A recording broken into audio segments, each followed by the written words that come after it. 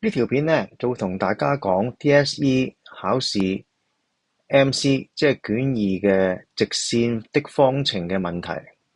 咁首先呢，就要同大家溫翻呢點樣從一條直線嘅方程係以一般式表示嘅，即係咁樣去揾出斜率 x 截佢同 y 截佢呢。嗱，咁我哋咧一共係有3個方法嘅，包括係公式啦、用代入法啦，同埋用斜字式。咁樣咧，喺計 MC 嘅時候咧，我哋一般嚟講咧都唔用代入法噶啦，因為呢個咧會較為慢嘅。咁我哋咧就係用呢2個方法去做 MC 嘅。OK，嗱，首先講點樣用斜字式去求斜率。嗱，寫成斜字式，即係 y 等於 mx 加 b 呢個形式咧。x 嗰個係數，即係呢個 m 呢個數字咧，就係代表個斜率噶啦。而個常數即係 b 咧，就係個 y 截佢。咁不過斜字式咧，就係唔能夠幫我哋揾到個 x 截佢喎，呢個要留意。咁比較萬能嘅咧，就係用公式啦。如果我哋順次序斜率 x 截佢 y 截佢咁咧，公式咧就3條咧都會係負數嚟嘅，都係分數嚟嘅。由上至下分子分母咧就係 A、B、C、A、C、B A、B、C、A、C、B， 你記住呢個次序咁就得噶啦。好，咁我咧依家咧就會同大家講一類嘅 MC 題直線方程嘅 MC 題。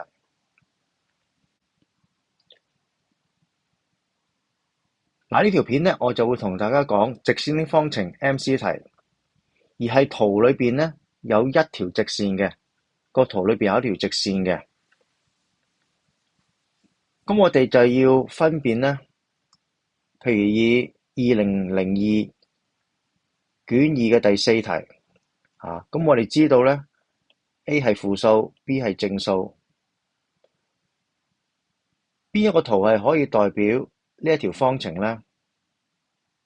嗱，咁你睇到呢幾個圖咧，有啲斜率係正嘅，呢啲圖嘅斜率係負嘅，有啲圖咧個 x 截佢係負，呢個係正，呢個係負，呢個係正，有正有負啦。而 y 截佢咧，亦都有啲係正，有啲係負，呢個負，呢個正。咁其實我就需要咧，從呢啲資料去揾出呢條方程斜率x 截佢y 截佢究竟係正負，從而揾出邊個圖係代表呢一條直線嘅圖像嘅，呢個方程嘅圖像嘅。好嗱，咁我咧就見到呢一條式其實已經係 y 等於 mx 加 b， 即係斜字式個樣喎。咁嘅話，我哋就好容易睇到咧個斜率，我用 m 去表示就係等於 a， 而 a 咧係一個負數嚟嘅。咁所以邊個圖係有可能斜率係負數 ，B 同C 同 D 都有可能嘅。A 同 B 咧個斜率係正，冇可能啦。咁所以咧就係 C 或者係 D。咁我哋再要 check 多一樣嘢譬如我哋 check y 截佢一個 y 截佢係負，一個係正。咁點睇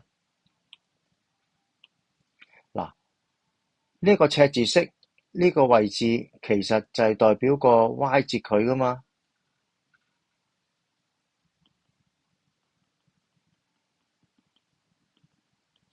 y 截佢等於 b， 而 b 咧係等於一個正數，因此喺 CD 裏邊咧呢個 y 截呢個 y 截佢係呢個負數，呢個 y 叫係正數。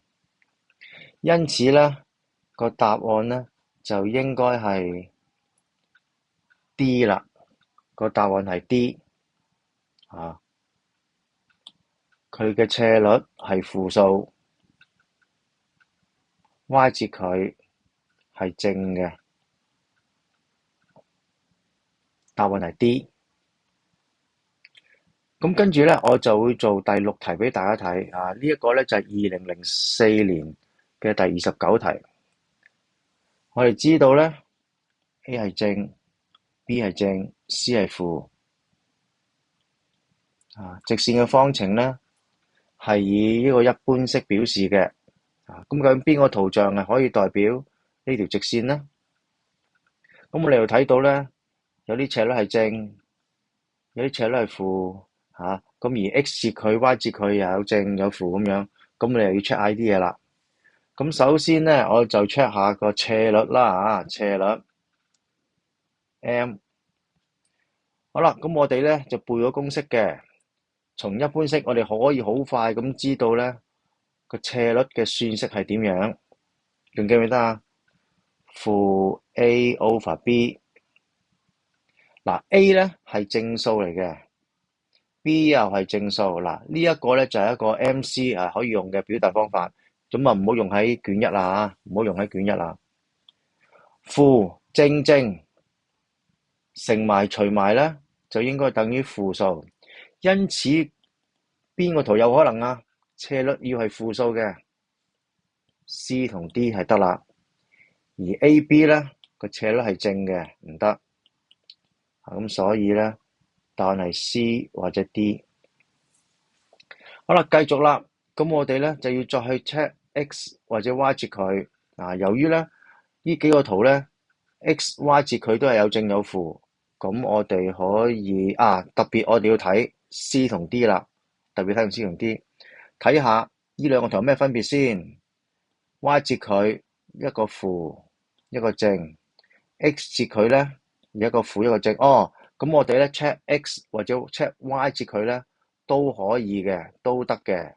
咁就是但啦 ，check 其中一樣都可以分辨到答案係邊個噶啦。咁我就 check x 折佢啦。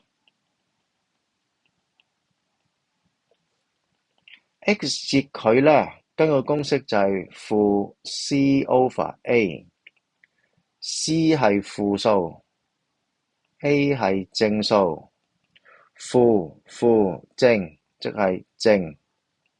咁 C 同 D 兩個圖，邊個 x 折佢係正啊？呢個咪正咯，呢個係負㗎，C 唔啱，答案係 D。第6題答案係 D。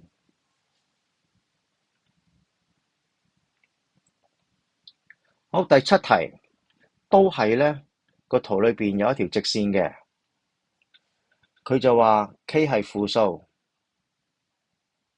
有條直線方程係 x 減 y 等於 K。咁邊個圖像可以代表呢條直線呢？我哋用咩方法啦？大家諗下，開估咯喎。呢條方程，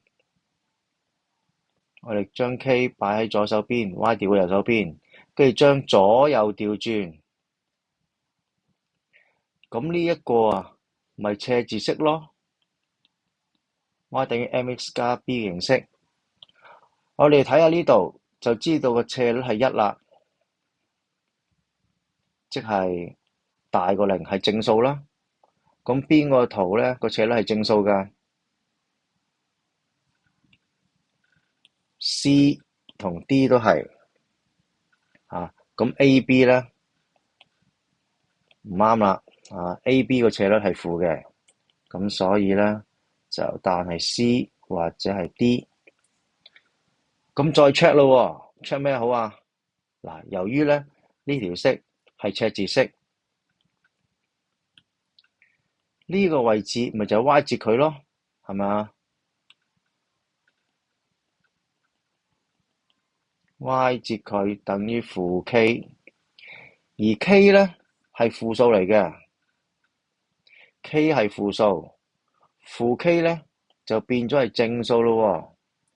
我再講一次啦， K 係負數，咁負 K 咪正數咯，負得正啊嘛。咁喺 C 同 D 呢兩個圖裏邊，邊個 Y 切佢係正啊